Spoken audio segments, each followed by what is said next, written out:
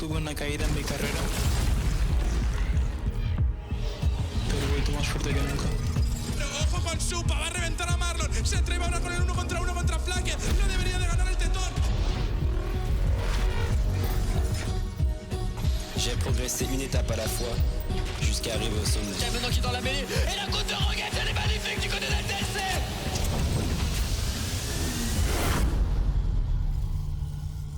Ich weiß, ich kann der Beste sein. Jetzt muss ich es nur allen zeigen. Für ihn wird sogar noch mehr ein Triple für ihn. Der Quadra-Kill für Keduii. 선택할 수 있는 길이 많았습니다. 저는 지금 걷고 있는 길이 옳다고 확신합니다. No a wszyscy tutaj na gotowe. Nie odbierajmy. Pentakill jak najbardziej zasłużony.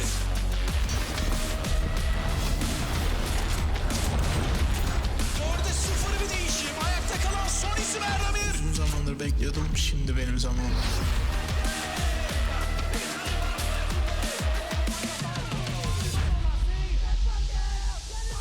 Welcome one and all to the EMEA Masters. We are coming into our semi-finals. I will be your host today. I am just Oshin, but I am joined by three absolutely fantastic analysts. I am joined by the notorious Nymera, the terrific Trouble, and the joyful Jamada. Guys, welcome to the couches. We have like a whole party here. We've got Same four thing. of us. We've all walked our own parts of life, different broadcasts, and we've rejoined together for this. Feels nice to be reunited with so many good friends. Oh man, it gives me an Bro. NLC vibe, you know? We can just all Bring a reminisce tear to and my eye. cry. You're gonna ruin my makeup, man. Yeah. But obviously, we are here for a purpose. We are here to talk about the EMEA Masters semi-finals. We've got to talk about how we got here because, I mean, like it's a bit of a change in the guard right now, Nymera, because, no French teams, no French host. C'est la vie, you know. Sorry, Laura. That's just how it goes. That's just how it is. you know, Got rid of them both. Yeah. The age of the LFL is over, but whose time is beginning, right? We suddenly have no NLC teams even in the knockouts. Same with Ultraliga. None of our play-ins teams for one of the first times ever have made it through to the knockouts as well. And we're left with two German teams in the semi-finals. It feels really like we are changing the guard, changing the winds. But it's just so cool to finally see the Prime League do something in EMEA Masters. It's like the meme where you just keep poking them. You know they have good teams, but they just never perform. It was 2019 last time they won anything in the Euros. They won EU Masters back then. And in 2020, they made finals. And ever since, crickets all across the board. Now two teams in the semi-finals, and I think they have a really, really good chance of getting at least one of them in the finals. Yeah, you know, you always have these rebuilding periods, I suppose, for a lot of ERLs where a lot of talent ends up, kind of updrafting towards the LEC or other regions. And I feel like, maybe for the LFL, they are experiencing that a little bit with a mixture of underperforming, but I definitely feel like to see finally the Prime League kind of rise up as, they were kind of the original, final bosses a lot of the times towards the beginning of the EMEA history. So happy to see two teams in the semi-finals here too. And look, they got here.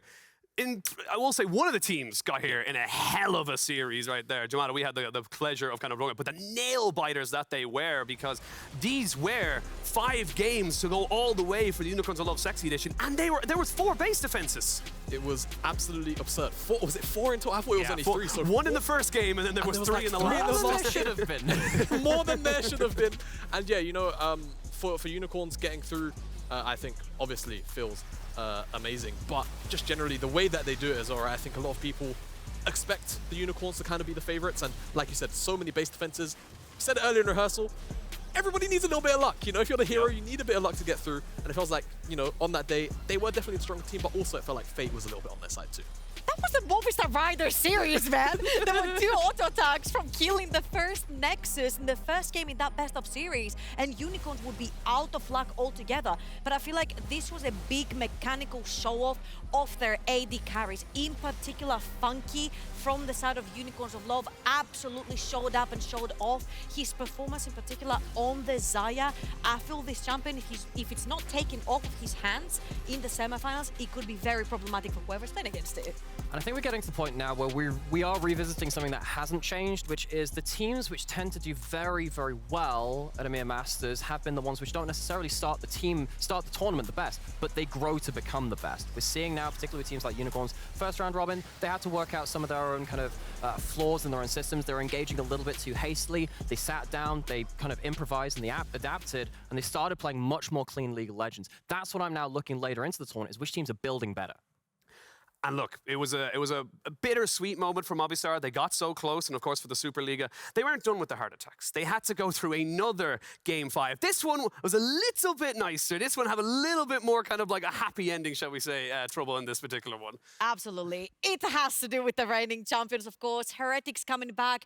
We had so many good things to say about the top side of Heretics when they won the damn thing in 2022 summer. The top side has remained the exact same and they're still just as dominant, but now adding LEC caliber AD carry in the likes of FLICKR is just so good to see, man. This guy is an absolute mechanical monster when it comes to team fights because Jinx, Aphelios, Zeri meta are all his. And I think the biggest thing for me coming in for this series, coming out of it, Jamada and I were sat there on the day thinking, hey, these teams are adapting really well mid-series. The coaching staffs, they've had some history on the likes of Splice before. Peter Dunn, obviously, in the main team of Lost Heretics, kind of helping them through this. Javu and Duke on the other side. And we saw Heretics win a red side draft in quite convincing fashion, which is something that we rarely see at this tournament so far. There was a lot of back and forth outside of the Rift 2. Yeah, I just feel like the adaptation, the storylines as well, myself technically derived from that lineage of coaches when you think about it. So Bloodline of Splice. The bloodline of Splice, if you remove a couple. But yeah, like, to see that series, I think, not only go the distance, but also have its own Nexus defenses too. It really just spelled chaos, and I think seeing Heretics go through and continue this, potential fairy tale and trying to make a repeat happen, don't forget, defending champions means that is on the table for them. I was just about to say, is like, of course, like, for Heretics, it's kind of their first year in the LEC. They actually came in after winning the EMEA Masters last year in 2022 summer. They are still the reigning champions coming into this year. They're still giving the Superliga a shot. And you might be thinking, look, we haven't even mentioned the other two quarterfinals because they're playing today. We'll get in much deeper things from there. But at the moment, it does feel like, kind of where things have kind of set themselves up. It is a little bit more about kind of, who can rise up when those tensions hit their boiling point. Yeah, and I think what we really are seeing is that tension is starting to put the extra kind of pressure onto these teams to develop. And as we said, rarely actually in this tournament is the pre-tournament favorite very cleanly seeing their way through the tournament. We've seen multiple times, like the Karmine Corps come from play-ins right the way towards that title. Multiple times now, we've seen these teams really build as the tournament goes on. Yeah, well, this year we will introduce the coronation of the EMEA Masters Finals MVP. Now, you're probably wondering, why are we doing this now? We want to be able to honor our players' talents and to highlight the upcoming stars that maybe be going up into the LEC. How are we doing this? That's the big question. Well, 3 players will be selected, much like the LEC after the finals, and then there will be 3 sets of votes. Twitter will be able to vote on as well, so they will count as 1 vote. As well as that, we will have the EMEA Masters team members, and they will collectively choose a winner, and that will be 1 vote as well. And last but certainly not least, the analysts will be allowed a vote, and that will count as another 1 as well. So there's 3 different votes.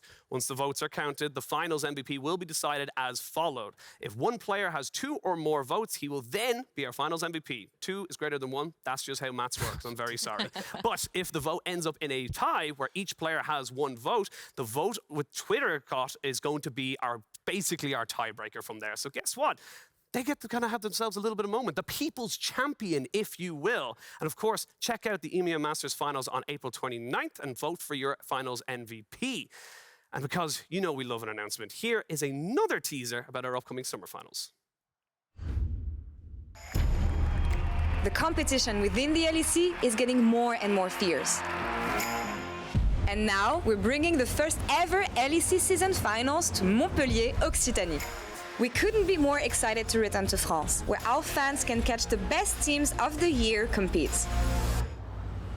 But only one team can climb up to the top and write their names down in history. For those who are able to claim it, glory awaits. G2 are inevitable. G2 are inescapable. Fnatic rule Europe. Season finals weekend is September 8th through 10th, and we want you there with us.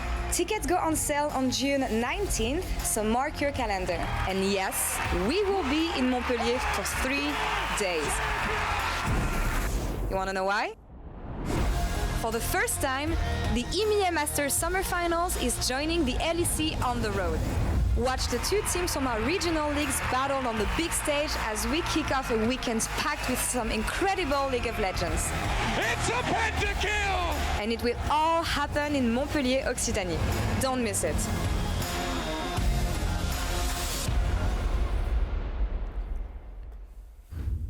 We're moving on. I'm so excited for this one. We're moving away from the couches. We've even moved an analyst, Dagda. Welcome, and of course. I am no Mera. Oh, no. Oh, sorry. Yeah. It's Irish, Welsh, it's all the same. It's the exact same thing, depending on who you talk to. But yeah, I mean, Montpellier. I mean, like, it's been so long since we've had a live EMEA Masters finals as well with a crowd. I'm so excited to see where this one goes. It's really cool to see it integrated as well. The fact that we're going to have like the live crowd, you're going to get to see it all in the stadium, get the players there as well. Like I remember the last time we did it was out in Katowice, and to see all the players there, like that stuck for me as a memory for so long. Yeah, well, we got to talk about today's because we still have to figure out who's going to our own finals here in spring, but.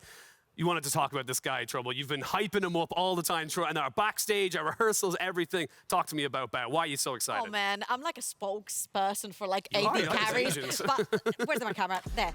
If you complain, they took my camera away. It's fine. It's fine. If you complain about this not being the AD carry season, you're damn wrong because it is. This is the most bloodthirsty EMEA Masters we have ever had, with averaging 32 kills per game, and that's partly because of this guy on your screen. A quadra kill, a pentakill, multiple triple kills. Bao has been in general a highlight player over at EMEA Masters, and that's not necessarily because he plays the Jinx and the Aphelios so well. It's about his aggressive playstyle as well. He's willing to flash forward to assassinate enemy AD carry, well, like you're gonna see right now on your screen, and take these opportunities to then shove them towards his team's advantages. Yeah, and you know, the crucial thing for me is that for Bao, he never does it in a manner where it's an overstep, right? We, you know, over half of us here from the LPL at one point, we're very familiar with players like Jackie Love. Dagda's, yeah, I guess he gave up. We're letting you borrow him. You guys are borrowing him over here in Europe. But, you know, for Bao, he never really makes the overstep which costs his team those critical moments, right? And I think the fact that he's got that level of discipline, but also just general sixth sense to just go, oh, this person's alone. I can definitely just assassinate them for free and nothing's going to happen. And that is usually the difference between, you know, the good AD carries and the great AD carries. And right now, Bao is striving on the great ones. And I think it's a big factor about how his team sets him up for success as well. Getting down to that bot lane, making sure that he can actually be the big AD carry. And he's one of the few AD carries we have at the moment as well that's like looking stellar on all the meta AD carries. And I don't even just mean in EMEA Masters. We're talking like LEC level as well. Like the Aphelios has been a big talking point. We were crowd talk about it. Bao's popping off on it. The Jinxes, the Zeris. This guy just kind of has it all at the moment. And as you can see behind you, the stats are phenomenal.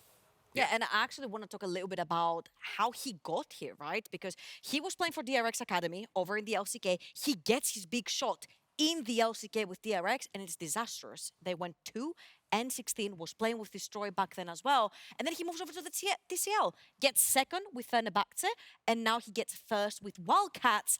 Unfortunately, due to the format changes, this could have been a person that plays over at MSI in just next week. Yeah, well, he's got to have to play well today before we can even kind of, you know, tout him as the AD carry. But of course, for SK Prime, this is a team that's had, you know, a little bit of ups and downs in group stage. Definitely something that kind of, you know, gave themselves a little bit more of a setup here for the semi-finals when they came in against Matchgo in the quarters. 3-0'd them. We haven't really seen a huge amount from them. Yeah, I think the big question mark for me is how they're going to try and integrate their support into this, because I think that support matchup is the big one for me. Trying to see if we can have the roams towards the mid lane, getting control there for Febi, trying to make sure that Febi can actually play something like an Ahri that sets up for this mid-jungle success. And I think Prime has been absolutely incredible in the way he's roamed around the map, played towards this mid lane, and made it very, very difficult for any sort of squads to go up against SK Prime, especially when it comes to using that mid lane pressure to then set up for early objectives, set up for early picks, overload one side of the map, and make sure that when you're going into objective fights, SK Prime have these early advantages. And I absolutely agree. It's gonna fight fire with fire, because Wildcats are known for the trio of support jungle mid synergy. They're using powers on these roaming supports like the Nautilus, like the Stress, sometimes the Blitzcrank, to get these plays rolling, opening up mid, and then bleeding your pressure towards the side lane. But I feel like if SK Prime have something that's as strong, is that mid jungle synergy, especially with Febi on that Ahri. You can make the picks, you can match the exact same pressure that Wildcats are throwing your way and shut them down straight from the root. Yeah, and for me, on top of all of that, I think the fact that Lurox is also on that side for SK Prime, where to me, I remember the Unicorns lineup that he was on last summer. He's trying, man. Finally, he's trying. The lineup that was supposed to go all the way for Prime in 2022 summer.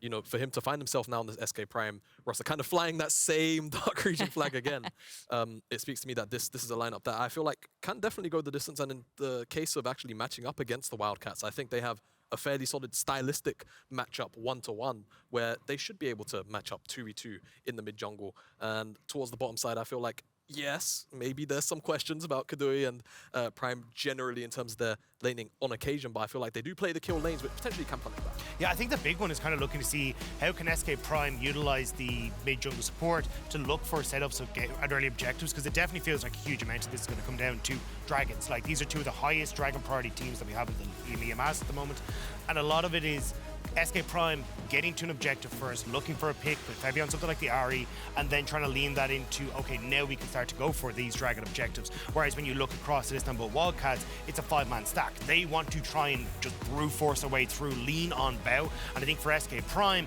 it is a case of trying to disrupt that before you lean into those 5v5s. I think that's the big thing as well, is that, like, you know, we obviously put a huge emphasis on bow, as you mentioned, but it is kind of coming down to how SK can open up the rest of the map, use that top jungle mid synergy to build themselves a kind of a substantial lead outside of that bot lane, but that's going to be difficult. Yeah, it's going to be difficult because there's Destroyer on the top side, right? Playing all of these kind of weird and wacky AP carries.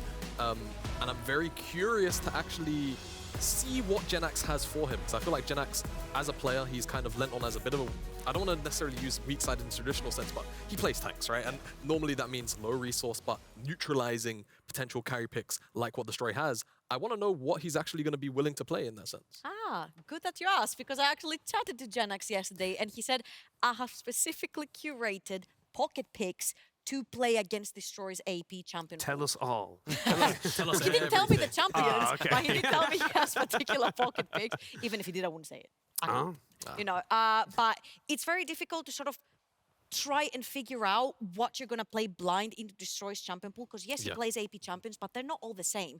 Rumble is different than Kennen, is different than Gwen, is different than Vlad, and they all have different types of champions that are counters to them, but also champions in particular, like as a solo.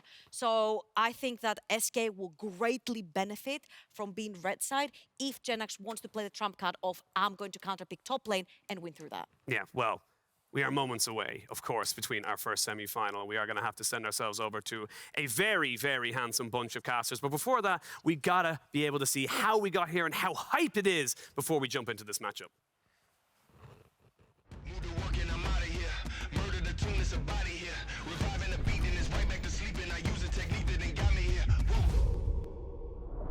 Destroy. Şimdi o takım evet. Sıçrıyor. Flicker dağıldı. Aldı valla. Devam. Oyna. İbo da düştü. Hepsi düştü. Bitti.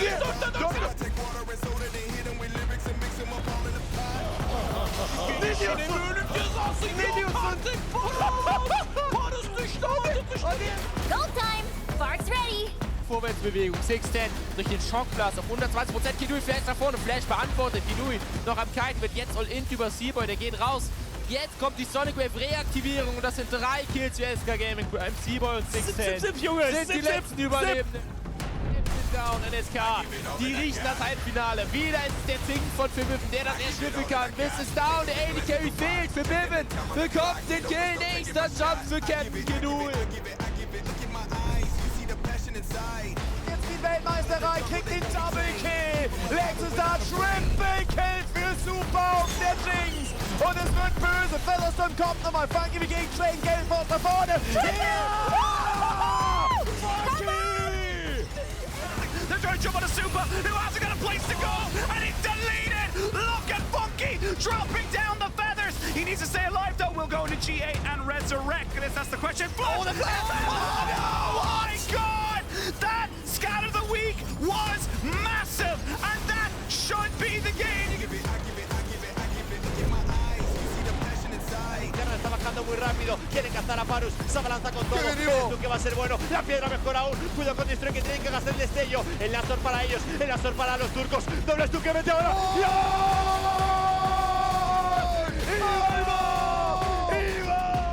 Se muere ahora mismo Kofte, Kofte se lleva el tendón. Definitiva de Blurto. Flagged que pega. Flagged que pega. Flagged que pega. Flagged que pega. Se lleva otro asesinato. What a fantastic host. Really. Oh, come on. Something fantastic. Something about that guy. I think his name is Huizen or something like that. But anyway, welcome to the caster desk. I am joined by the delightful Dagda and, of course, Nymera as well. You don't get an adjective because you reacted so poorly. Yeah. Oh, thank you. You're my favorite caster today. But, guys, we're coming into our first game of this best of 5. A lot to kind of come up with. We obviously talked a lot on the desk as well about, the different things that we want to see. It is going to be, I would argue, kind of Istanbul Wildcats with the, I suppose, the advantage or even the setup to say that they're the favorites. I think that's fairly, pretty okay to say, because it felt like they were pushed the least and they've shown the highest level, particularly through groups. And maybe you could say that SK Prime, they did have a 3-0 in those quarterfinals. Maybe you can edge them on that front. But for me, Wildcats, they've shown very high level of gameplay. They've shown very modern, I suppose, macro through jungle, mid, and support. And that, for me, is already a very good benchmark to put up. Yeah, I think as well the fact they had to try and work their way through LDLC kind of says a lot. 3-1 in the victory there. We'll have to see with the newer region coming in if the TCL can continue to prove how strong it is, or if SK Prime can kind of go back to its roots and proving that the German scene is nothing to be messed with. So we're going into these first bans. We have, of course, some of this is fairly kind of meta-dependent and tournament meta-dependent as well, because one of the big things that we've seen is Bon Joyce, ban that Jace, just get it out of there. This champion has absolutely ruined a handful of drafts, but then you look at the likes of Prime, he's got an incredible record on Rakan through Spring, and Keduii as well has a number of his comfort champions that are now being removed, like that Kalista. Yeah, a near 90% ban rate on that is absolutely insane. So really nice job there for the scouting from Istanbul Wildcats. Big question mark is what the first pick is going to be here. I wouldn't be surprised to see high priority on some of these AD carries, especially because we know Bao has kind of prioritized things like the Felios even when Jinx is available. But I still think when SK Prime have been willing to ban Jinx in the last few games, would probably not want to give that one across the bow, but instead they will actually just take up the Wukong. So typically SK Prime, they like to have a lot of aggressive go buttons to play with. Of course, that Vi, one of the reasons why that's banned, of course. Everyone plays it very well, but particularly for the identity of SK Prime, no chance letting that through on blue side, even if you want to counter it. That Wukong very much helps. Expect something like an Ahri or a Lissandra to come in from FEBIVEN to help, again, go forwards with that later in the draft. Going to be the Maokai response here. Kind of typical when you see the Wukong coming through. Just very, very good at trying to lock that one down. I imagine now we'll see Keduii fall back towards his Zeri. It's going to be the big pickup for him, most played throughout the EMEA Masters, and something that you can take the Lulu away from here as well, because you're looking at the Thresh already banned. Lulu could be an option to pair with the Jinx. Maybe you want to try and go for something like a Tam Kench, but actually you're just going to go for the Ahri instead. Yeah, because again, I think now we're starting to see a lot of those identities being put on display here. SK Prime, they want to go forward, they want to have go buttons. The Wildcats, they're quite a versatile team, and they see the first pick, they know what SK Prime want to do, and they say, let's just keep range. When you have something like a Jace or a Jinx, these long-range carries, having that Maokai ult to buy a bit more space very much helps. What else are you going to do to protect Bao in this bot side, though? Because he's been such a great AD carry. Kofte going to go towards another AD mid. It's not the Jace, it's the Yone. I'm curious what the supports are going to be, though, because, again, I think Lulu obviously very nicely paired with the Zeri, but I think if you end up putting a lot of pressure down there for SKP, Istanbul Wildcats still get their first rotation here, so chances are it's like a Tam Kench or something that you're aiming for, especially with the amount of dive in short range that SK Prime have already got through. I think the other thing Istanbul Wildcats are pretty nervous of is a Malphite here, which is probably going to be the second ban alongside the Sion. I wonder if SK Prime needs to be a little bit worried about something engaging coming in from Parus as well. Now, he's not going to get that Thresh or the Rakan or anything kind of slightly more kind of priority roaming champions, but maybe a Nautilus could help kind of bridge the gap between, yes, you still have some engage buttons to help catch out someone like Keduii on that Zeri, very slippery champion. You typically want some point and click to go against that, but also have something that can play through a little bit more laning phase in that bot side. Yeah, I'm surprised to see the Olaf ban, though. I know Olaf does do relatively well on the top side and is a bit of a pain, but chances are you're looking to destroy, going to go towards something like the Kennen if that's not banned away here. You can still go for the Malphite here for Gen X, which I actually think is a really good pick with the Jinx and the Yone already locked in. Even just the go button to set up for things like the Zeri is going to be... You're calling the Malphite? But it's actually, I thought it'd be SK Prime who take it, but I'm surprised that they're actually going to be the ones that are denying that. I think that when you look at both of these kind of hyper carry AD carries, most of the story of the game is, how do I stop them doing the thing? Malphite stops you doing the thing pretty effectively. Just like Gen X, I mean, the Olaf ban might look a little strange. It's 5-0 across Spring, but hasn't played it at this tournament. So maybe just thinking, look, let's not try and tussle with that one a little too hard. The Nautilus, we maybe expected that coming in through for Parus. Parus now has himself something that can engage, something that can roam. It fits into his wheelhouse more than fine. Yeah, I'm curious if it is just going to be the Braum response here. That's typically what we've seen, where you just go, right, we're just going to play for matching the early aggression. We'll begin the later portion of the game as well, where you're able to have decent peel against things like the Yone and trying to keep him in check. But not to say that is going to be the answer. Either way, Kennen, another option as well for Genix on that top lane. It does mean both solo lanes are quite heavy in the AP style, but not going to be too worried about it. This is just a very strong front-to-back team fight coming through for SK Prime. Yeah, so now, you know, obviously Zeri, Lulu, very strong combo, but not really wanting to pick that to too heavy engage. So Prime has some difficult choices to make here on this last pick. Support counter pick is something that has done very well in hyper carry matchups, just to allow that hyper carry a bit more safety. If your counters pick support can win that laning phase, it is going to be a bit more engaged. It's going to be that Leona coming through for Prime. Yeah, I mean, this is just kind of why I was only so-so on the Nautilus being picked. I think you've got good answers that can come through to it early. That's why we've kind of seen it slip away from like blind picking it in the meta. And now you got very strong Zeri, strong Leona that you can look to play around as Lurox here, and not a huge amount of disengage for something like the Jinx. Yes, you'll have the cleanse, but that only kind of does one of the things. So it's going to be a lot of issues in the spot side. That's it. Yeah. Ooh, fun stuff though. Destroy, it's not an AP carry. Enough of them were banned away or picked away. Gangplank locked in. It does pretty well into squishy matchups where you can kind of trade damage with damage. You have a little bit more sustain from the oranges coming through. So now suddenly, you're looking at the 5v5s. Look at the amount of AoE disruption that the Wildcats have. If you get caught out as SK Prime, if you're a little bit too ambitious and you get caught by a hook, get caught by a Maokai, the follow-up is insane from the Wildcats. Yeah, that is it though. It's kind of like a case of, hey, if we try to go for an engage and the Maokai doesn't work out, or you end up poking out the Nautilus, you're kind of running on gas then at that stage. So I think the biggest problem that you're going to see is just the amount of engage that you look across the board at for SK Prime. They have so many different ways of getting in on flanks, trying to find pressure through the mid lane as well. Even having that the push that you should get with the Ahri, I think we're going to see a lot of presence down towards this bot side to try and make sure that they can shut down Bao in this early stage. And typically because Destroy hasn't had resources put towards him. Everything's gone bot. It's been left to him in a 1v1. Huge moment now, game one for GenX.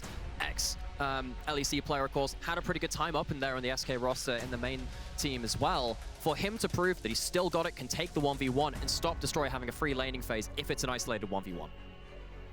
The compositions are locked and loaded. It was pretty much kind of what we expected to see in terms of how they wanted to distribute all the different power picks, but we'll have to wait and see how it all ends up filing out on the Rift. No more hypothesizing as we are jumping into game number one. SK Prime versus the Istanbul Wildcats. First to three gets themselves into that final for the EMEA Masters Spring Finals. It's all going to be tentative at the start. No one's going to go throwing anything just crazy level one. I think the big thing for Istanbul Wildcats is trying to slow down the pace of the game. You have phenomenal scaling into the later portion of the game with the three of the most hyper carries in the game. The big question mark for me though is how does our team fight operate? Because I think Istanbul Wildcats have looked strongest when it is this 5-man front to back. We kind of have yes, Destroy is going to find these flanks, but it's very much a case of the rest of us are going to follow off of Elramir or Parus' engage. When you look at this though, Destroy wants to flank, Kofte wants to flank, Elramir nearly wants to be as well, just so we can get several people with that ultimate. So your front line for a Jinx isn't exactly there, especially if you end up thinking of, oh, Kennen or a Wukong find the way into the back line. It's the time-old problem of, if everyone's flanking, who's actually flanking? So they're going to have to worry about their geometry a little bit, draw those lines very effectively, and as you said, give Bao as much as a platform on the other side. Of course, we've got both hyper carries though on the Rift that we've seen in this meta. Keduii going to have a bit more ability with Prime stood in front of him to go up. And I have a bone to pick. Yeah. And I always pick this bone when I see it. You're against a Kennen. You need an exhaust. You need something to stop this Kennen from blowing up your AD carry, because you don't have a Tam Kench. You don't have someone who can just give you that kind of setup. Unless you catch the Kennen beforehand, there's going to be a lot of damage being thrown in onto Bao. And I am kind of surprised that we don't see it coming through into Parus, because this is not a winning lane, right? You're not going to be using the Ignite for it to win the matchup. Leona has the advantage here, even just the sheer damage output that Zeri can have in comparison to the Jinx in the early stages. So I am kind of surprised that he didn't opt in towards that. Could definitely come back to bite them, especially if GenX can get some sort of lead in this top side. Typically someone like a Spellbook mid laner helps you with that too, but Kofte opted into that AD mid laner. Of course, this is something which adds another factor into it though, because this is a different skill set from Kofte as well. We've seen how good his team fighting has been on the likes of the Jace. when you're playing something like this, Yone, you're also an engaged threat as well. Being an engaging mid laner, very different kind of skill set. And now here at the semifinals of EMEA Masters, you have a heck of a stage to show off that new skill set. Elramir going for the invade here, though. You still have pushing mid lane for Febi, so you can see Elramir just moving in to get the ward down. Now he'll continue down onto his bot side. Might look for a transitional gank onto Febi here. Get the flash.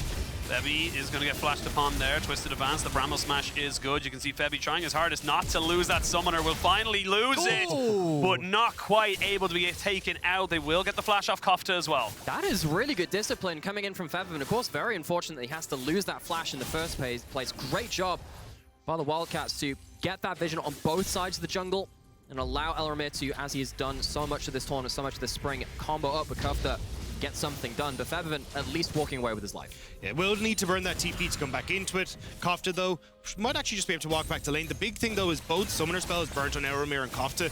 Makes that Maokai a little bit less threatening when he goes for some of these ganks, especially as Febi starts to hit level 6. And I think that's where you could actually try to punish this. If you're looking at things like the level 6 being hit for Febi, Lurox coming in off a side, and seeing if you can then catch out the Yone before he can make it back to tower.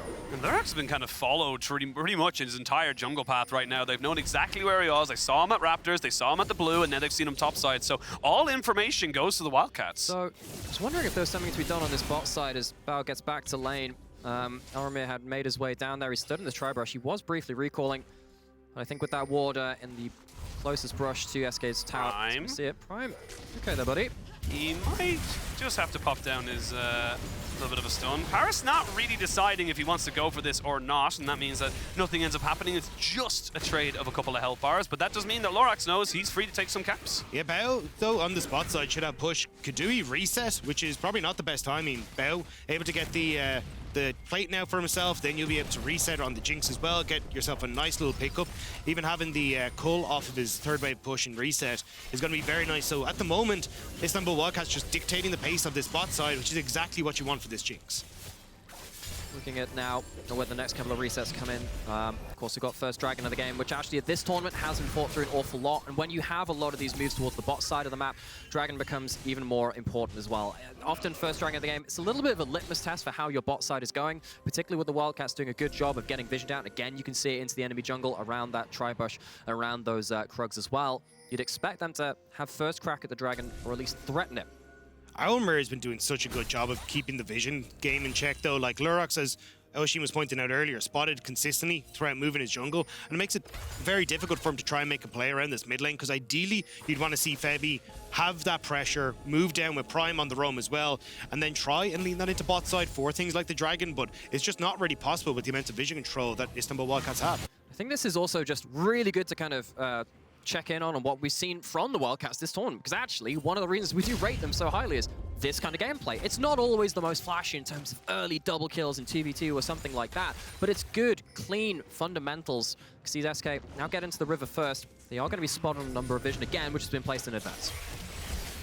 This is SK trying to just overload that bot lane there, but again, great moves here from Elramir just to make sure he's in the right place at the right time. He also makes his presence known to say, look, if you go for this, I'm gonna be here. It does give them the control that they kind of wanted, though. This is all that you really need to do here is SK Prime is continuously threaten that, so you can use the push that Bao has in bot lane to try and start up things like the Dragon. Now a bit of a more even state at the moment as Febi has to move back to catch this wave. I'm curious to see exactly what they want to try and go for, because you do only have like 2 more minutes until the Rift Tower spawns. All the camps for Lurox are on this top side. You can see Elramirs are starting to respawn up there as well. So looks like both junglers will just back away for the moment and use the pressure that Destroy has to go for the crab. We're actually getting to the point now, because these dragons haven't been taken very early, where we might actually get to a point where we're splitting. Oh, Parus. Yeah, he's going to land the hook, but Spirit Rush should mean that Febi just gets himself out, no questions asked. And that means you're losing that big, powerful ultimate, so we're not going to have that very impactful move coming in from the mid lane here from SK Prime. First few ults of the game from Ahri are very useful to snowball. Won't have that tool available for what could be a delayed dragon and then the first herald kind of overlapping. That was kind of the knock-on effect of what's happened in this early game. Yeah, I mean, you'll have to see if they can try and punish it, because it does feel like Dragon probably going to be going to the wayside here. It'll be the Rift Tower will be the next big one. Both junglers, though, well on track to hitting level 6 just at this 8-minute mark, so I expect that we'll see a huge amount of pressure there. Genex, though, being poked out really well by Destroy here means that Lurox has to come top. Oh, Destroy gonna pop down his ultimate, but he waited for so long just to try and get the barrels down. One more auto does it, and Lurox picks up a kill. First blood going over. Now bot lane, SK Prime looking to try and make this one a double on both sides of the map. They get 2 kills overall, and that's a huge move of momentum. 2 big steps there. Genx getting that ultimate, picking off Destroy, and the bot lane popping off as well. This is what I was saying about the Nautilus and the Jinx. You don't have the pressure in the lane, and the second Keduii pops over to that level 6, they move into that bot lane.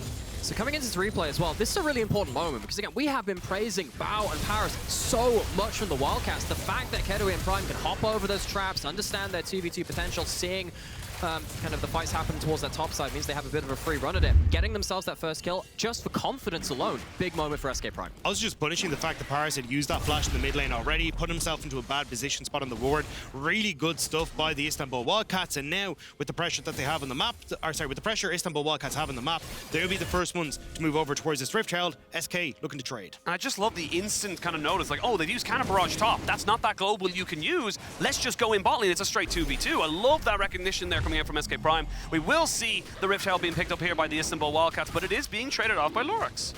I think that's pretty important as well, because when you're looking at the compositions, SK Prime kind of want to get the ball rolling early, start to take these towers down so they can look to fight early, but not having that opportunity to get some of that gold is going to be a bit of a hindrance for them. Early Dragon, though, is nice if they can look to try and play off of a 2 to 3 item spike. Considering actually what we were seeing in the very first few minutes of the game, where the Wildcats got a lot of vision down, they managed to get that inroad into mid, I still think this is a pretty good step up from SK Prime and kind of like that snap back after those first few minutes are done. They got some kills, they managed to get that Dragon, so even if the Herald does get a little bit of gold back for the Wildcats, SK Prime already claimed that through some kills. No smites for either of these guys. We do see Kofte just kind of going for it. Cyclone being used here. And we're going to see the Solar Flare as well. They're going to go fully commit onto him, and there's nothing the tree can do, but immediately the Jinx gets a trade back. They're looking to try and finish off what the jungler started, but it ends up being a trade back 1-for-1, but you don't want to be giving Bao too many kills. Yeah, Lurox kind of got caught out a little bit there, because Kofte got that 1v1 trade in mid. Febi couldn't roam to support the jungle invade, so even though they get the quick kill, ultimate comes through. Fate sealed into it underneath the tower, and that is what Kofte can do with the ultimate and the flash. This is now the culmination of many punished lane states from FEBIVEN. FEBIVEN very rarely loses lane on the Ahri, but when you're playing 1v2 with either Elramir or Parus in your lane, it gets kind of tricky. Lurox has not been focusing on mid, kind of leaving FEBIVEN to his own devices. That's worked pretty well for him so far, because this allows him to go into the enemy jungle. But again, we're seeing now a bit of trading around the map in terms of where the focus has been for both teams. Yeah, the fact that you don't have time there to get the flash away was heartbreaking, and honestly, greedy from Febi here. You don't have the ultimate. Yes, you've got the flash, but you've got to expect this, especially once you saw the E come out. The flash was more than likely going to follow. He wants to go deep on that one. I'd say we've all been there before, have as Ahri players. You just think the W movement speed will get you out. You have a flash, you could have used it. Doesn't get to pull the trigger on that one. Is punished very briefly at that point. Now we come back in, see where everyone's kind of resetting themselves after a little bit of a chaotic few minutes there. 10 minutes 40 on the clock. It is first Dragon, of course, to SK Prime. Not quite got first items just yet, but gotta say, we're gonna seeing a little bit of a movement here coming up from the Istanbul Wildcats. They've got their jungler and support coming into top side. SK Prime should see something coming towards the top side of the map. They have lit up that bot side jungle like a Christmas tree. So many wards. We talked a lot about how the first few levels went towards Wildcats at that point. Oh, Xenoblade, go on.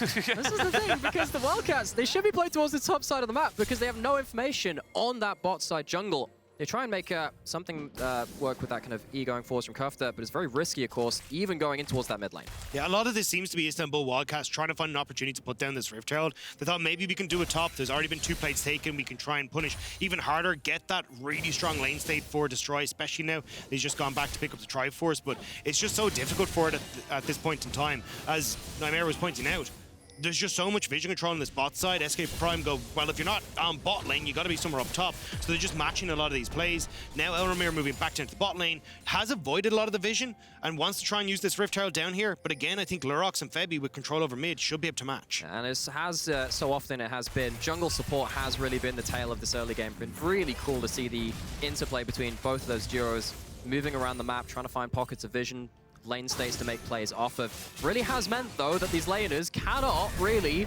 play that aggressively unless they have good vision. Well, see the Slicing Maelstrom coming down alongside the Cannon Barrage. There's going to be Bit of a trade back there, but again, it's Gen X coming out on top a lot of these times. Well, the thing was, Gen X there wanted to try and get the ultimate out from GP in case they were going to make a play on bot side. Try and make sure that there's no extra man that's going to come into the play. But as we pointed out, because Elramir wasn't actually able to get into a position to really use the Rift Herald, he just ends up popping it down to let it run up to that top side. Maybe Gen X can try and clear it out. Lurox, you can see even moving up towards that top side, see if he can get the smite down and make sure that Rift Herald goes to naught. See, Gen X actually sticks around in the lane. Of course, you can see when the Herald's bin drop comes into that lane. Herald's not awesome at killing waves. They so might if bait Destroy him. is here alone, it'd be a little bit awkward. They may like to bait him. There's going to be an immediate TP as Destroy does flash away, but you can't flash from the Cyclone and the bonk on the head. They really wanted that Rift Herald to get dropped.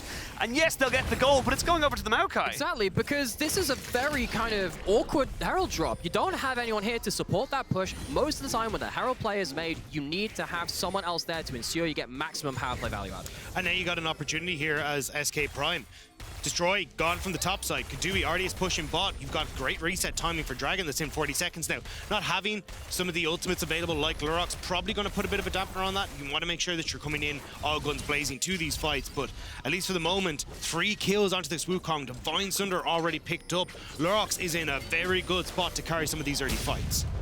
Kofte gonna be tentative. He had a feeling someone might have been at the red buff, and little did he know he was correct. But not going to see any action from there. But again, like you said, like kind of the whole map being pushed in here by SK Prime. They're getting plates in bot, plates in mid. They will lose this top tower as Demolish does a hell of a lot of damage regardless of the amount of extra armor you get. And that's going to be passive as well, funnily enough. Doesn't yes, towers. does really a hell of annoying. a lot. It is very annoying. But now, what can you do here as SK Prime? Because you're kind of on a bit of an awkward reset. You're probably going to give up this dragon as well. So you're getting, you're getting a bit, you're losing a bit. It's all kind of a push and pull right now. Looks like Destroy at the moment want to make sure that he's able to stop Gen X, because Gen X would like to push in this wave and move to Dragon, but can't right now. Oh, they're looking for this one here. You don't quite have your 4 members outside of the top laners. Smite comes in, secured here by the Istanbul Wildcats as we do get a new whiff. It's Destroy. Might be getting destroyed. He's going to go in for it. Oh, the stun is beautiful. Flashes away from the barrel in the 1v1. Gen X picks up a solo kill. And the LEC veterans starting to take some names, take some solo kills in one of these matchups, which we were a little bit worried for all of the teams that have been Masters. Destroy has, in a lot of ways, defined what it means to be the most individually dominant top player at the tournament. Gen X standing up strong. I think it's just a little bit unfortunate for Destroy. The idea was, hey, look, we want to make sure we can contest wave state so Gen X doesn't move down, but River's still angry. Yeah, they're still looking for more. There's going to be the Cyclone coming in, and they're going to immediately get the Fate Seal straight down onto Lurox, but can he kill off his opponent? No, he cannot. Now the reset's coming in for Febi. Gets Bramble Smash back and a flash over the wall. I think Elramir should be fine. Oh, no, Nymera! How tilted are you? So, funnily enough, there is one small mechanic you can do with Ahri. If you click halfway over a wall, it makes you go over the wall faster. That's not clicking halfway over the wall. It just makes you look a little bit awkward. No, it's not great, but look, still getting them back, and as we come out of this one, it's a 2,000 gold lead, a Dragon apiece, still decent for SK Prime. And no mid laner means you're going to get the Rift Herald here for Lurox. This is just really good control from SK Prime, making sure that they can keep their vision control in check. Lurox using the advantage that he has to continuously reset these wards, and then playing off the fact that Febi has that priority in mid to just lean into sides, making sure that there's no way that Istanbul Wildcats can really contest them. Now Destroy, been back up to top side, but might get a bit of damage, but won't even, as Lurox takes the Rift Herald. Really dangerous phase of playing out for the Wildcats, where it feels like everything depends on whether you can kind of deny the next play with a good Maokai ult. Bao is not at a point yet where he's going to completely kind of wreck a fight if you let him just kind of free fire for a little bit. With the kind of the Herald play now on the table for SK Prime, Wildcats are going to have to absorb a play somewhere, and I don't know if they have the tools to do so. Yeah, at least Kofte here should get bot lane tower, but I actually thought that we were about to see Lurox go up top side with Prime, try and get that first tower, and then you can unlock Gen X to nearly be a big threat if you go for a dive with Rift Herald in towards the mid lane, because it feels like when you have a composition that's this short range in SK Prime, you really want to make sure that you're using that Rift Herald to take down mid tower so you can start to gather some of these sideline structures as well. And it's just great to see from SK Prime as well. Again, a couple of question marks coming in, a couple of things we kind of asked about them. They've been, kind of cool, calm, collected. They've picked the right fights. They've used the Ahri Wukong to exceptional kind of, honestly, just kind of boons to get themselves. and they've been coming in this much more calm and composed. I feel like, again, Istanbul Wildcats coming in as slight favorites. Maokai ult over the top there as Keduii tries to get himself away. They are going to jump straight here on top of the Leona, but she's very tanky, and Prime will not go down. They're jumping on the bow. The Cyclone is a storm you don't want to be a part of. The Yone is dead. The resets are coming in. Do they have the cooldowns to get the charm? Yes, they do with the flash, but has he given him an escape route now as well? That's the question. He's got everybody taken out. 4 kills out of nothing. And it's a disaster for Istanbul Wildcats, and it's exactly like we talked about in draft. Where's the front line? Immediately Lurox gets access to Bow. Immediately we get the follow-up from FEBIVEN, and immediately they're taking these structures. And this is such a huge moment for not just SK Prime, a team which has had for so long such high expectations, which hasn't really managed to be capitalized on, but for the whole damn Prime League. They have 2 teams in semifinals for the first time in years, and we're at this kind of turning of the tide, to the point where we're waiting for the next region to stand up. Fights like this, where they snowball the game away, must be incredible for their confidence. Yeah, the fact that Bao doesn't really get to play this fight is kind of heartbreaking. How? You can see it there, exactly. Lurox comes in, he's got a TP in his face. They can't really get the damage onto the Leona either. Like, yes, you've got the Kraken Slayer picked up, but this is not Jinx's time to shine, and SK Prime know it. What we've seen after that point is the gold lead absolutely explode. We went from 0 turrets from SK Prime up to 3. The Herald push coming in incredibly clutch at that point after top, and then mid lane towers did fall after that point. But the Dragon spawning in a minute. Wildcats, it felt like that last play, they were trying to do something against the grain of play. Now they've just put themselves even further behind. Any 5v5 after this point can be very difficult. And that was without the Kennen. That was a 4v4. That was still with the side lane. Like, you know, you're looking at a kind of a Kennen coming in from the side there. With Flash coming up soon, it should be just up by this Dragon spawns. I don't think you can fight this. And they just don't have the opportunity to clear out any of the wards beforehand either. You can see reset coming through from Parus. No sweeper available for him. No sweeper available for Elramir. And Genex is just holding on to this TP going, go on.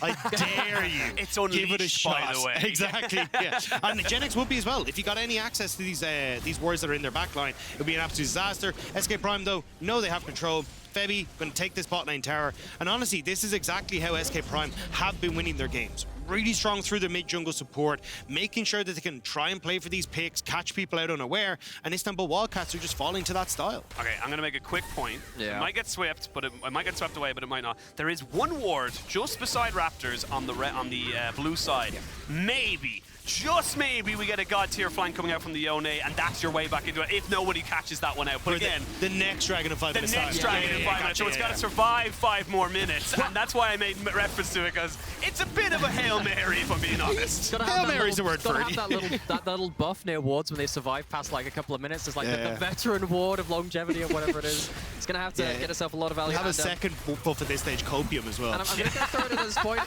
Surely, with 2 members nearby, surely they see it. No one sees it. Why would you go that way when you can go the other way? Yeah. I'm telling you, man, sometimes those are little moments where you got to sweep them out, and you don't because you're so far ahead.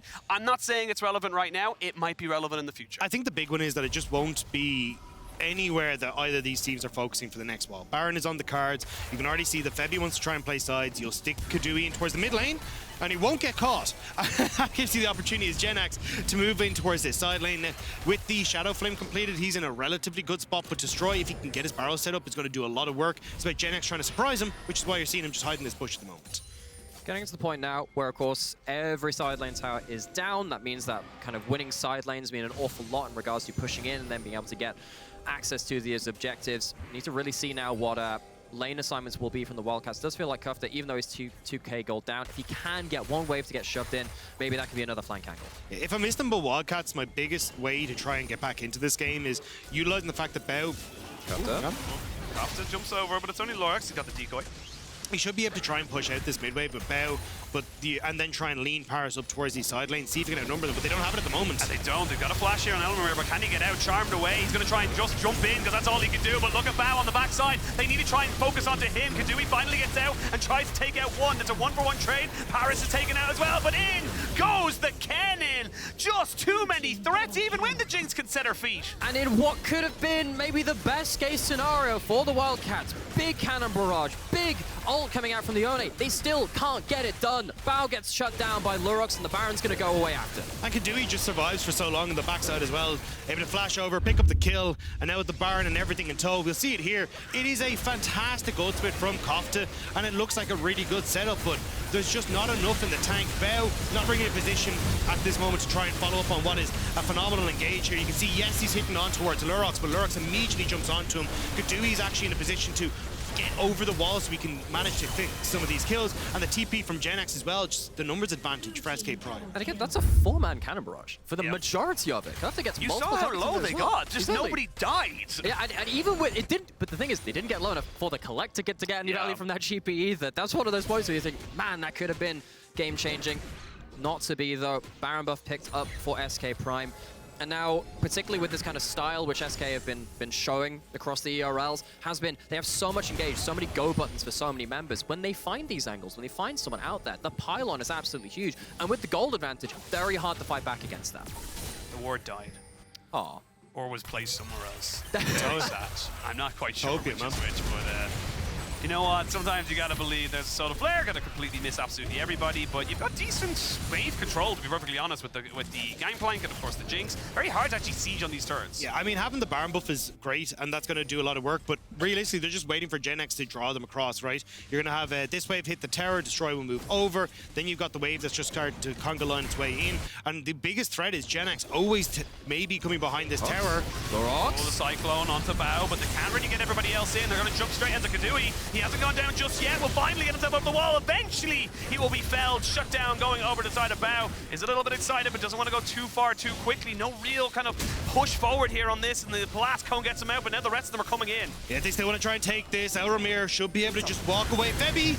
Oh, that's a cleanse immediately. The cannon barrage is good. Febi doesn't really have a place to go, but Genex gets himself one to try and burst this one back. They're trying to see if they can go for this one. Flash by Destroy, but he doesn't get it! He doesn't get the right target, and now Prime can turn back in on top of him. They're looking to try and take out the Gangplank, as Elramir knows that if this Kennen gets involved, this Gangplank is just dead. Finally, Bao looking to try and be part of this, but I don't think he just can. Then you can see Genex going golden. The TP coming in as Febi wants to rejoin this fight. Genex will go down, didn't quite have any more in the tank, and it's all over the place right now.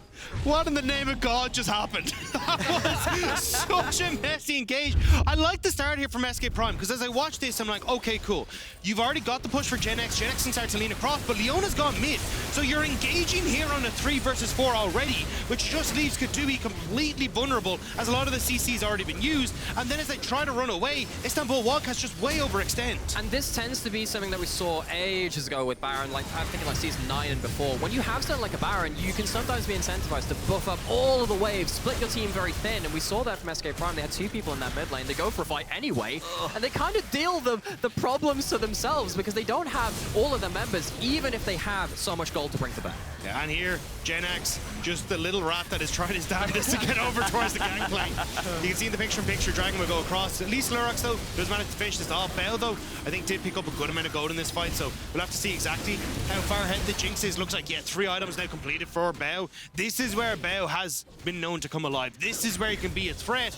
The big question, though, is the gold lead just insurmountable? 6k gold, 3 dragons already. It feels like very much an uphill battle. A little while ago, we chatted about how, you know, Wildcats, they have to soak. I think it was the second Herald play we were talking about this. And he's saying, well, even if you make the mistake of SK, there isn't enough gold on the Jinx for them to shred the team fights. 3-item Jinx, maybe we have to revise that a little. Of course, it's still very difficult. Lots of damage on SK Prime. One person finds their way onto that Jinx, they're out of the fight.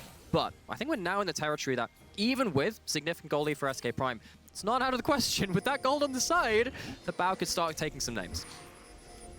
I think the big thing about the last one as well is you can see Genex, he really wanted to get over that wall when he had the Slicing Maelstrom. He couldn't because he didn't have Flash. So without the Flash, the Kennen is severely muted, and that's the big thing that we're going to be keeping an eye on towards that next fight, which could potentially be in the Barons in 2 minutes. I think the lack of vision is going to keep Istanbul Wildcats muted. It's so difficult for them to try and approach any of these areas. You can see SK Prime just hovering in River, and Elramir is like, look, I will take this risk, but I'm really not happy about it right now. I mean, yeah, he's kind of just a walking ward at this point.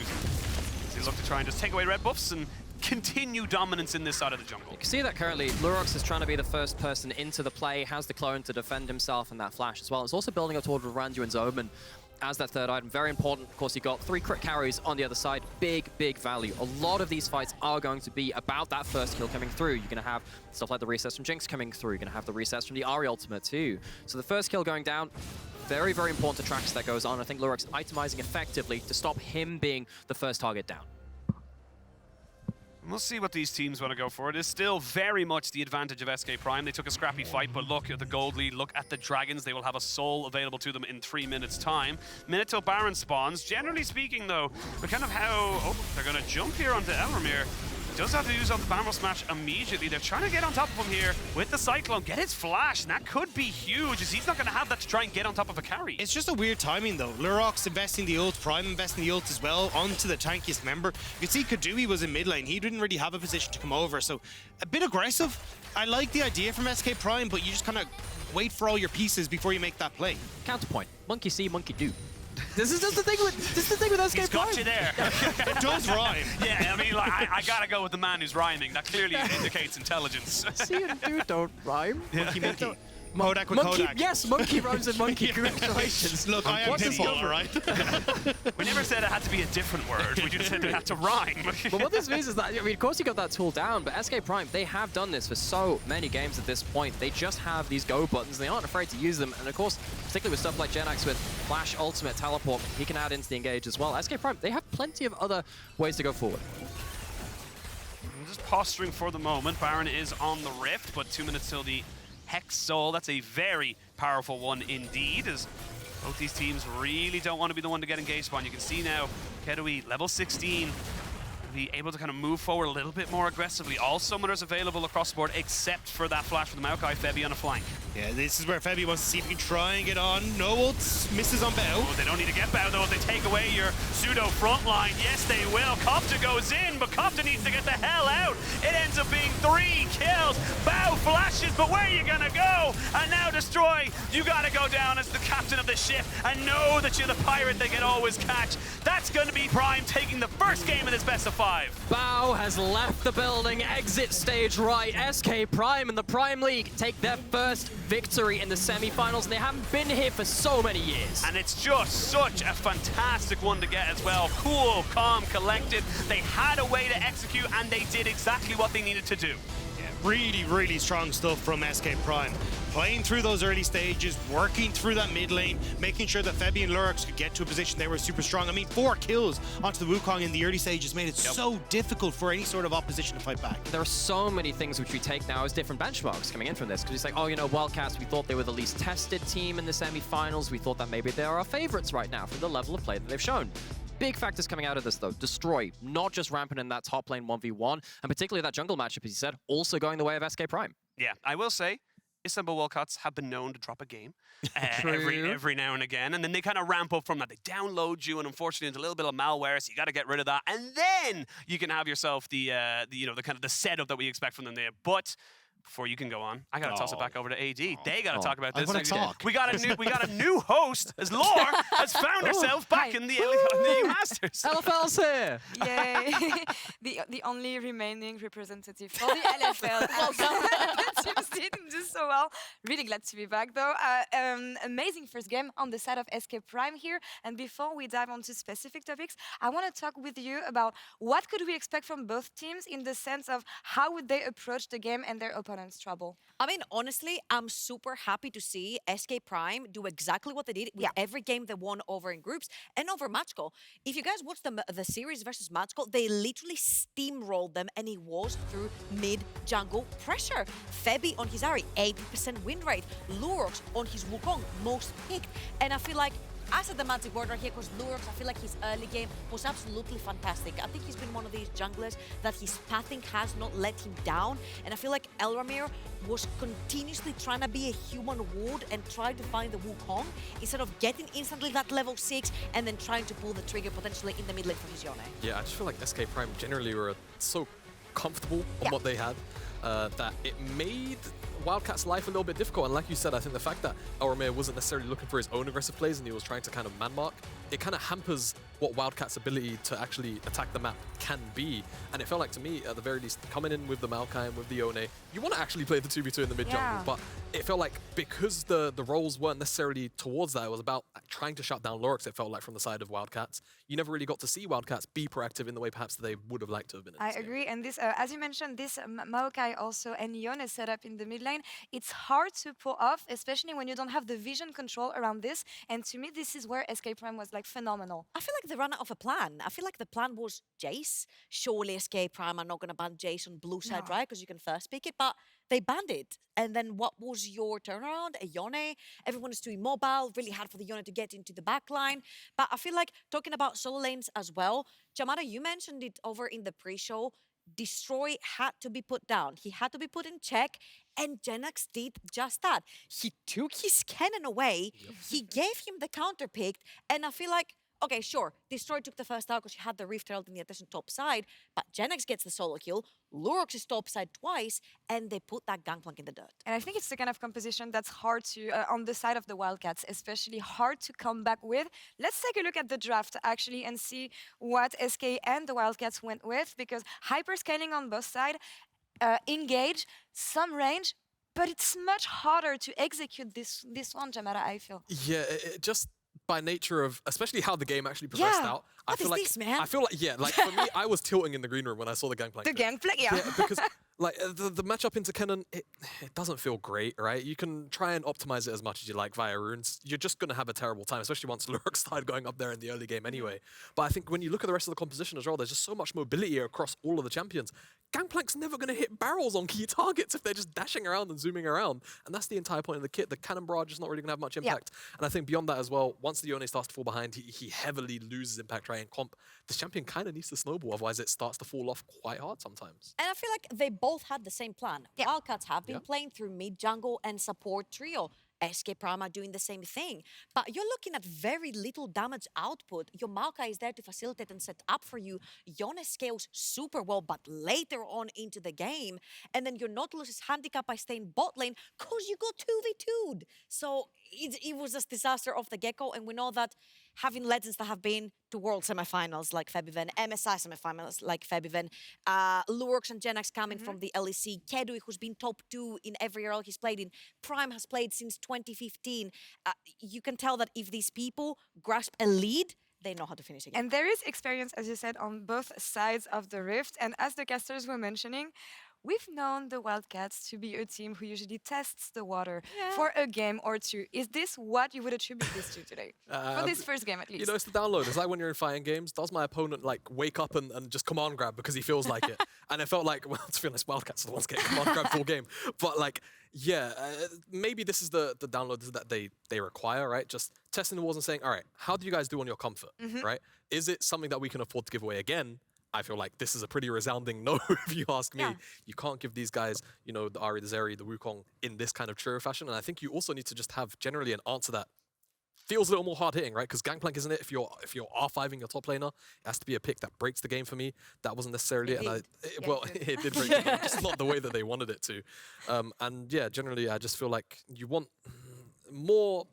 Agency, maybe? Yeah, it's weird because they have agency with like Nautilus and Maokai, but I think the way that it was shut down by SK Prime's gameplay is perhaps why it feels so bad in this particular instance. I agree. Add just one more early game. There's just no early game in this Wildcats draft. Gangplank, great. Scales into the late game, same with the Jinx, same with the Yone, but you just don't have that agency that you mentioned, Laura, over in the early game. We need someone like the Jace who can replace the Jace and do the same damage in the early game.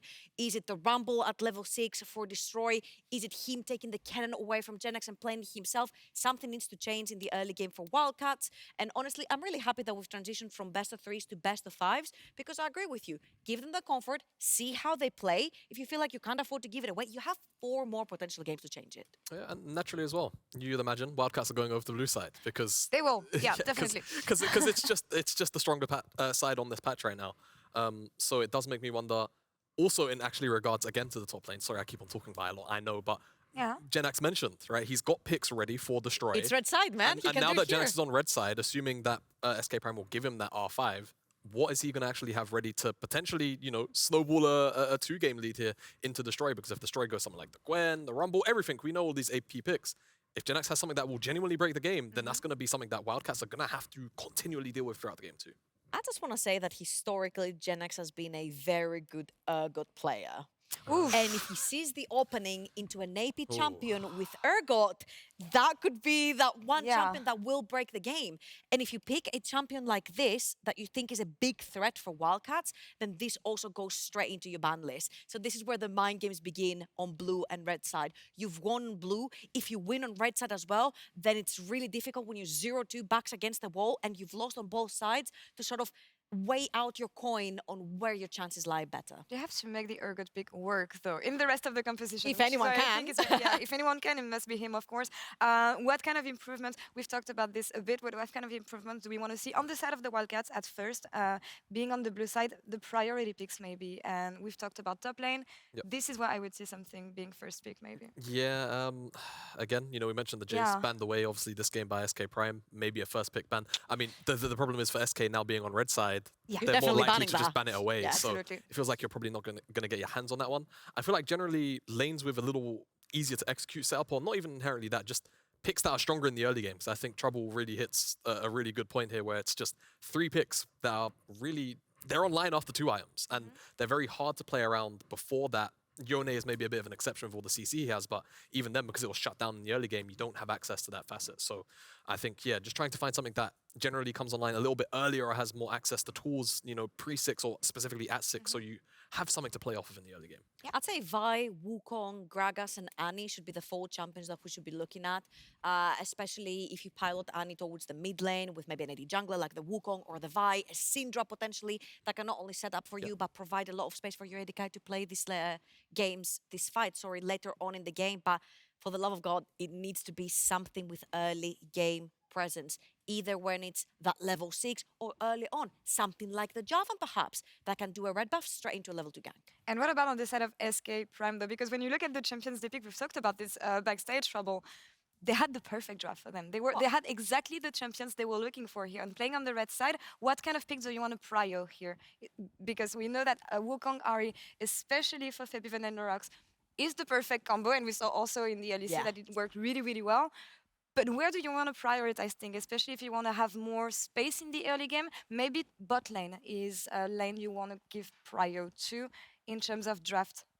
I feel like Bao is the type of guy that will prefer the Jinx over the Zeri. Yeah, so I agree. He will always lean towards that and give the Zeri away to Keduii. I don't necessarily think the Zeri was the issue here for Wildcats, but it definitely worked. It's Keduii's highest win rate champion. He has 75% win rate. 80% win rate for Febi. Now it's gone up, winning yet another game. And I feel like if you are SK Prime, you definitely have to prioritize a really good mid-jungle duo. That's the way you shut down Wildcats in the first game. That's the way you can do it. If Ahri is taken away, Lissandra can come up. Syndra can come up. If Wukong is taken away, Vi. Lurox plays a very mean Lee Sin as well. So they have so many powerful duos that they can link up together to take over that early again. And take on, Trouble is just right. I think for SK, they're just looking to continually shut down whatever the mid-jungle of Wildcats wants to pull out. Whether it's something kind of, I don't even know how to describe it, nuanced, I guess, how it wants to play, like the Maokai Yone, then great. But I think, stuff like with hard CC and burst damage, right? Your classic Lissandra plus Lee or Lissandra Lurox actually is a great Viego player as well if he really wants to dig that deep. So anything that's going to really skewer heavy towards, I think, skirmishing to shut down the early roams from Wildcats, I think is something that SK can look into. We've talked about experience on both sides and for both of these teams, international experience also. I think it's fair to say that we didn't expect this first game to play out the way it did, maybe giving more advantage. Okay, you don't seem to agree here. We know that we know that they sometimes drop games, but in terms of matchup and expectations, maybe it favors the Wildcats when you look at the matchup like this. Do we expect SK to be able to grab the momentum and maybe pull the surprise that people didn't expect they would? Taking it over from their Matchko series, it looks like they can carry momentum pretty easily, right? They win the first game and then they snowball the other 2. Now, something for Wildcats, yes, okay, they're mandatory known for dropping their first game, draft defeat, all the good stuff, but they're very disciplined when it comes to playing on the Rift. So if the first one they lost in the early game, the next one they're gonna play much more reserved. They'll pick their front to back, they can pick their scaling, they'll pick a good matchup hopefully for Destroy. Now having blue side, you can get the likes of Kennen for yourself and have that front to back and the flank essence in a team fight. I feel like in their series, in their quarterfinals, something that really did characterize them was their patience. They were waiting for enemies to make the mistakes, and SK Prime are very prone to make mistakes, especially around objectives. They're either picking fights right before the objective or straight after, and they're playing usually on one wave, which is really difficult to set vision, deep into fog of war, do objective and team fight in one wave. If Wildcats identify that, they can very easily punish. And we haven't seen enough in this setting anyway. Impossible to come back the way we thought they would. SK Prime lead the series for now. We will see if the Istanbul Wildcats can come back in Game 2, as we'll be back right after the break.